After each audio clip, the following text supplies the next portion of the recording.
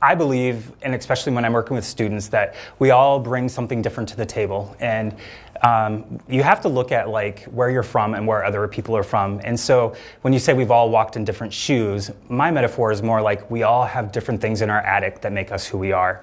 And so I think we all need to understand, we all need to relate to. And I did a lot of this show obviously during COVID, during the election, process where really things are very unrest, and I was at an unrest also, like very my own emotional stability just with everything going on. And so I was like, well, what makes these people this way, or what makes people react in different ways? And I'm like, well, we all come from different backgrounds.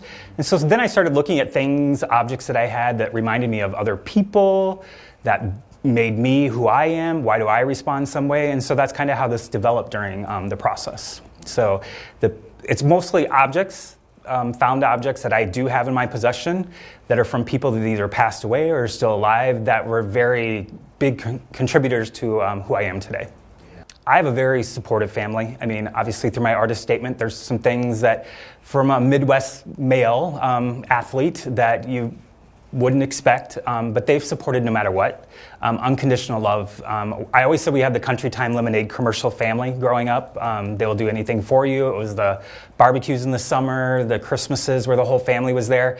And so, but they've always been there, and they've been there through everything. I mean, we've had a lot of tragedy and health issues with our family, but we pull through every time just because of the bond that I've formed. My cousins are my best friends, so I call them first to do anything with. And so this was an opportunity for me to share as a thank you to them for things that they've given me, the support they've given me through art, through school, through my jobs. As a coach, my cousins, my parents, my aunts and uncles, they come watch me coach, which is, I'm 46 now, so it's like to still have them come and watch games is something that I really, really love, so. Well, I was inspired when I was younger by like Van Gogh, Monet, through their paintbrush techniques. They inspired me. They gave like fluidity to their paintings, but however, emotionally I wasn't attached to them. And so I think a lot of times students or younger people stay away from art because they think it's one-dimensional. It's either a drawing, it's flat, For me, I wanted something that if students were going to come in and look at it, that they would feel something from it, they could relate to it, and that it meant something more than just seeing a flat painting or drawing on the wall, that it was kind of more interactive type of work. And so I actually didn't know how it was going to turn out, and I was pleasantly pleased with how it looks. So as I started doing the drawings, as I started doing the pieces, I started remembering stories. And even my cousins and I have shared stories that we've forgotten, we've laughed about, since that I think objects help open memories, senses, like takes you back to a place. You can almost just put yourself as an 8-year-old sitting at the kitchen table, throwing cereal, Captain Crunch across the table at grandma's house, so just those things that I think, or my other grandparents on the farm. I mean, we drank well water. I mean, I don't know how many kids these days go out and pump their own water, and drink from a well, but just how cold, and we didn't ever wanted to go outside.